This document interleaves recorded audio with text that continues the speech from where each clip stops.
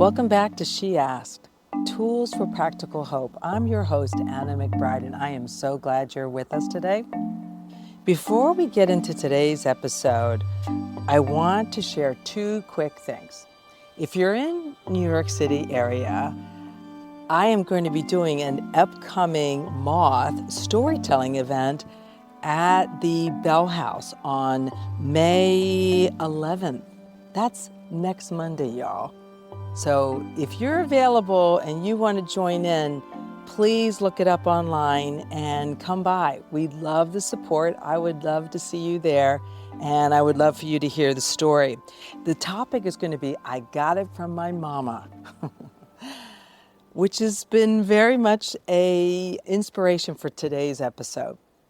Number two, if this kind of story and episode resonates with you, what you hear today resonates with you, please reach out. Consider coaching, because coaches help us move from awareness to action. Through the consistent action in tangent with a coach, we actually get to create change in our life. We get to transform, transmute, become a better version of ourselves. So if any of this resonates, please reach out. There will be information in the show notes about all that. And if you're ready to rewrite your narrative, let's chat. So let's talk about Mother's Day, okay? Because it's coming, it's on Sunday, and for some of us, it's a great thing to celebrate.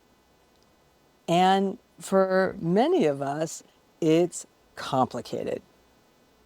That's how it's been for me, for many years. For some people, it's joy. For others, as I said, it's complicated. And it can be a bit of both. Because whether you realize it or not, so much of how we live our life is because what we saw modeled by the women who raised us or whoever raised you, right? And it shapes the way we move through the world. How we love, how we see ourselves, how we handle money, how we handle conflict, how we ask or don't ask for what we need. It's not just what we got from our mothers, it's what we do with it. So that's what we're going to talk about today. I've gone through my own healing in regards to my mother. I've shared before, our relationship was complicated. We were enmeshed. We were codependent. And I was one of her best students. I became a version of her. I call it the 2.0 version.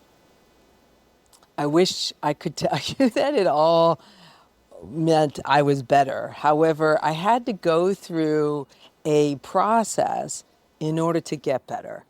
And it took awareness, it took healing, and it took being willing to hold myself accountable to have a different life. Because I'm a different person and I wanted to live the right life that was right for me. So there are things I got from my mother that were beautiful. I got her strength, I got her resilience, I got her independence. And some of the things I had to work, let's just say it required work for me to be able to heal from and move beyond or transmute or transform. And one of the biggest areas for me when it comes to my mother was in regards to money. Because the way she modeled her relationship with money was not a healthy one. And I can understand now, looking back, why that was. Yet at the time, I just saw a person who I loved, who I looked up to, who I attended to, was struggling because of her relationship to money. I think a lot of women in my generation, maybe any generation, but my mother was an immigrant. So anyone who is a daughter of an immigrant may have a similar experience. Mine was one that my mother was dependent on my father. My father had a job that paid him the money to support the household, and my mother had to live within the means that he decided that she could have. And she always was worried about money. My mother was a hustler. She made sure we had the food we needed, the clothes we needed, the things, the basics. Yet she was hustling all the time and she was denying herself a lot of things to get that done. It was a lot to take in as a child. I saw the fear on her face. I saw the worry when she would lose the one and only credit card that she was allowed to have. She had no access to their bank accounts. And my father traveled a lot for his work. And he would leave her cash on the windowsill in the kitchen.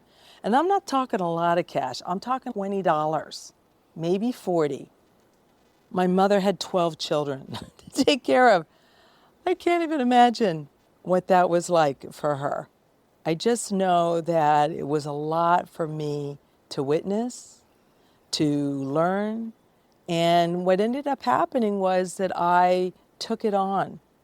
It became my way of being with money because I moved from my parents' house to my boyfriend's house and he became my husband. So our house, or I would say he was the one who had the big career, who made all the money, so to speak, to support our household. Not that I didn't have one, it just wasn't like his. Everything was about him. Just like growing up, everything was around my father from my mother's experience, particularly when it came to the money. And when it came to financial decisions, my now ex-husband made all those decisions. He made our budget, he paid our bills, he told me what I could or could not do with money. So I was basically reliving my mother's story, and I didn't even know it because, as a lot of young women do, we say, I will never be like my mother. I was everything like her, just I wasn't an immigrant. And so at some point, thankfully, I became unhappy enough that I decided to do something about it.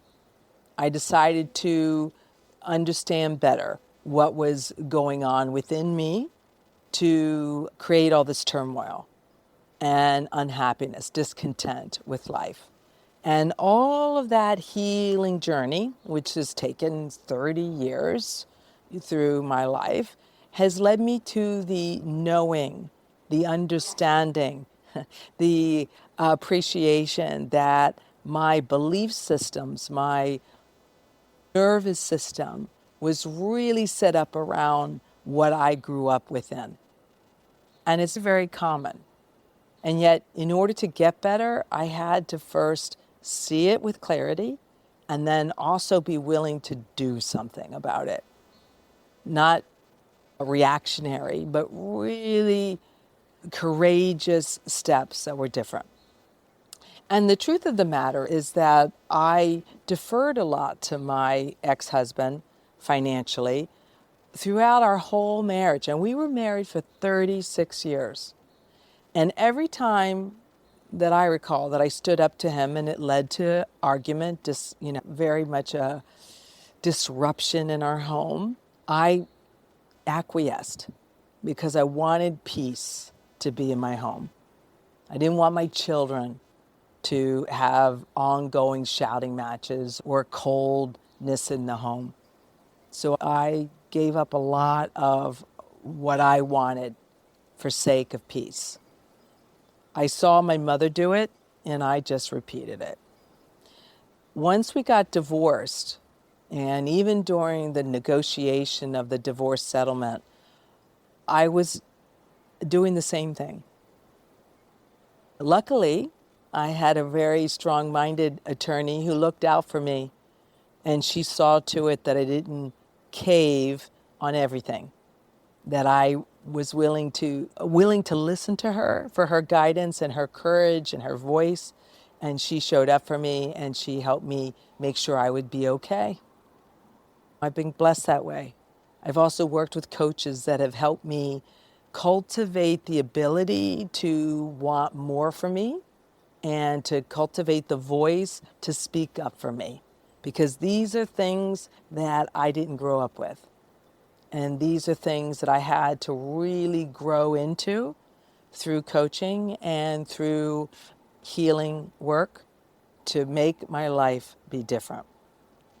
So, yeah, a lot of what was going on in my upbringing, I absorbed, not consciously, but very deeply.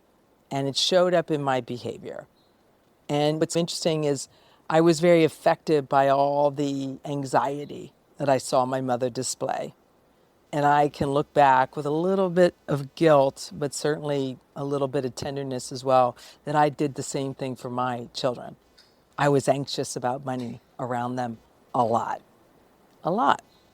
And so I lived my mother's life in my children's world. And I can't go back and change that, yet I can show up differently now. And I can, more importantly, show up differently now for me in regards to money. So it's not what you get from your mama, it's what you do with it. And so for a while, what I did with it was I lived it. And then when I was fortunate enough to be aware that wasn't really working for me, I took the courageous step and I did something about it. I got help. And help matters because on this show, we talk about, our tagline is tools for practical hope. And let me just say, one of the first tools that I had to really cultivate is awareness. And that's no small thing.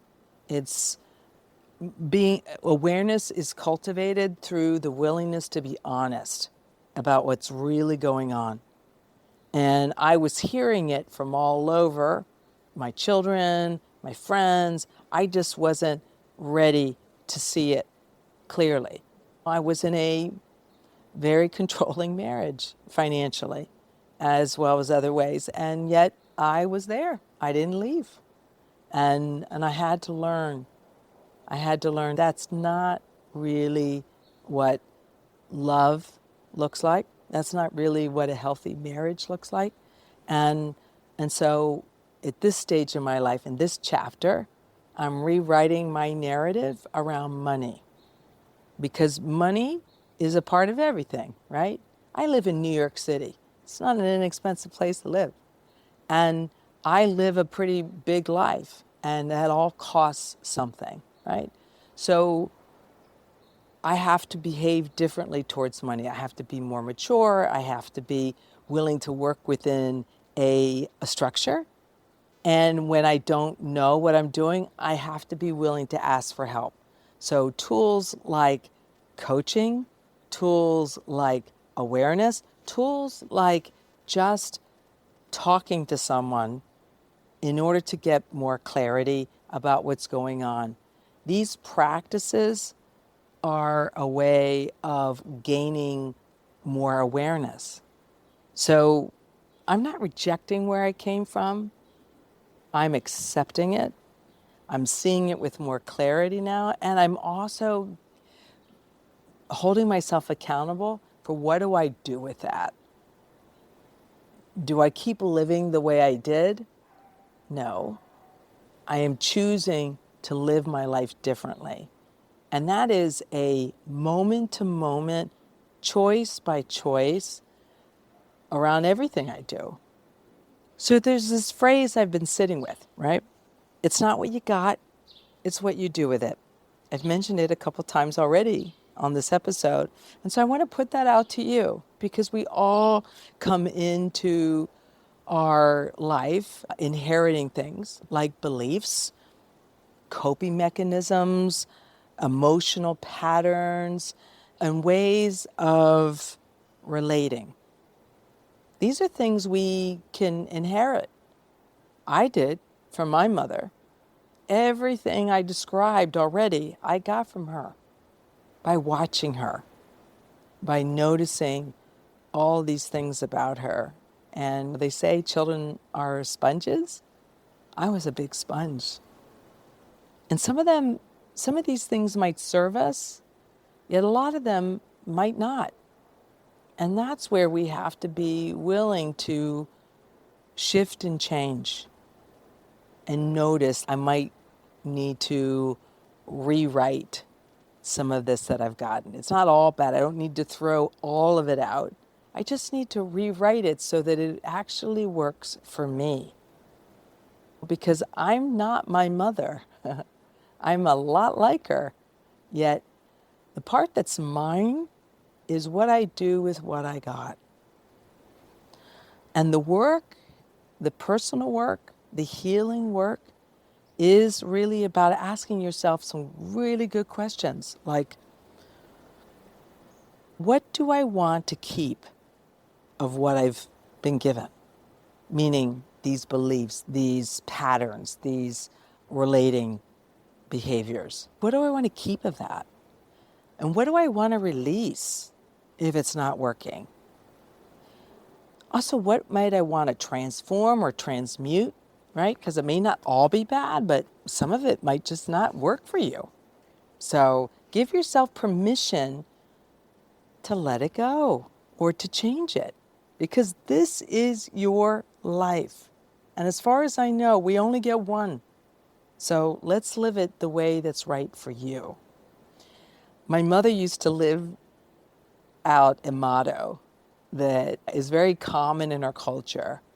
It's don't ask for permission, just beg for forgiveness.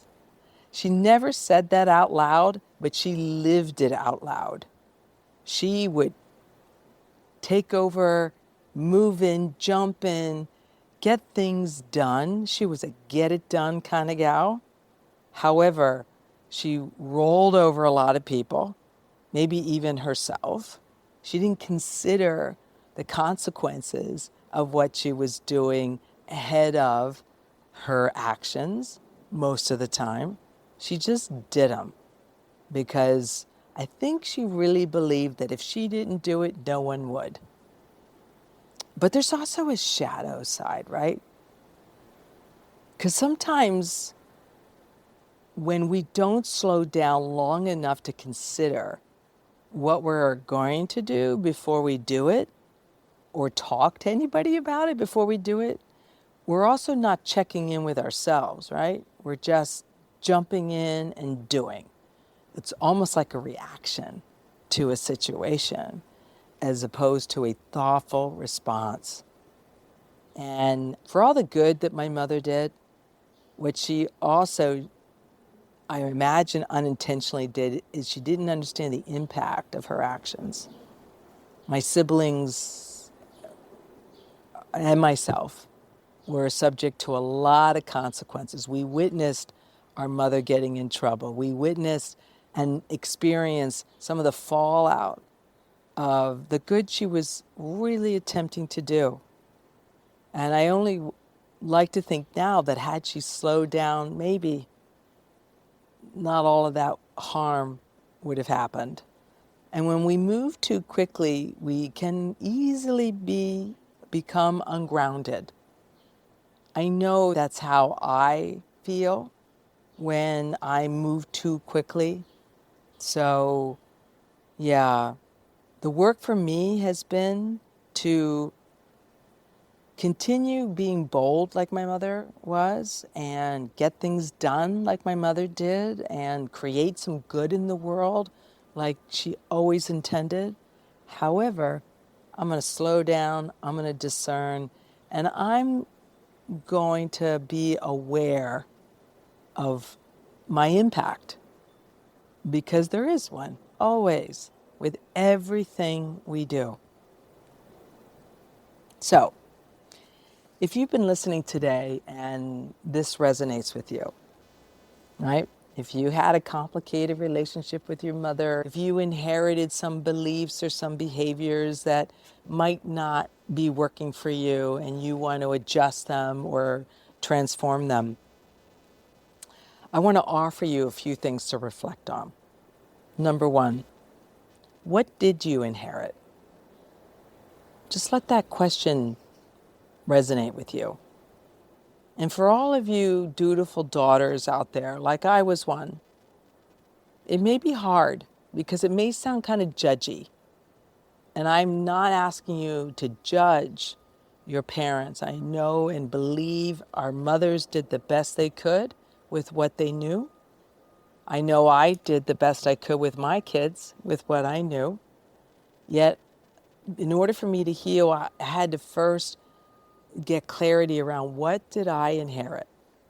What were the obvious things and what were the less obvious things? The patterns, the beliefs, the emotional responses or reactions that I had to situations. What was it? Secondly, what actually serves you? So once you're aware of what you inherited, what you got, does it all serve you still? Or is there some things that you might want to release or transform or heal around? It's important to understand what aligns with you and what no longer works for you. Number 3, what are you ready to release? There were a lot of things that I got from my mama that I used to always apologize for. I used to lead with this, oh my God, like I'm broken because of her. Not true. I wasn't broken. I was just repeating a pattern that wasn't working in my life. That process was broken. I have the ability to change that. So I had to release it first. I had to be aware of it and then release it through some healing work. I don't want to blame her. I just want to be clear about what is mine to change. And then 4, what can you transform? Because transformation is where your real power is. When we change towards a better version of us, which takes a process, it really helps us live the life that we were meant to have. Not the one that our mothers lived out, but the one that we want to own and claim. We don't get to choose where we start, but we do get to choose how we move forward. And I think that the real essence of this conversation is not what did I get from my mom, but what am I choosing to do with it? So wherever you are this Mother's Day, whether it feels full, complicated, tender, or somewhere in between, I hope this gives you a little bit of space to reflect. And maybe a little bit of permission to choose something different. And again, if you're in New York and you want to join us for the Moth Storytelling event on May 11th at the Bell House in Brooklyn, please go online, get tickets, and show up. I would love to see you there. And if you're ready to go deeper in this work and need some help working on these things that we inherited, you can find more about how to work together with me in our show notes. This has been She Asked, Tools for Practical Hope. I'm your host, Anna McBride, and until soon, be well.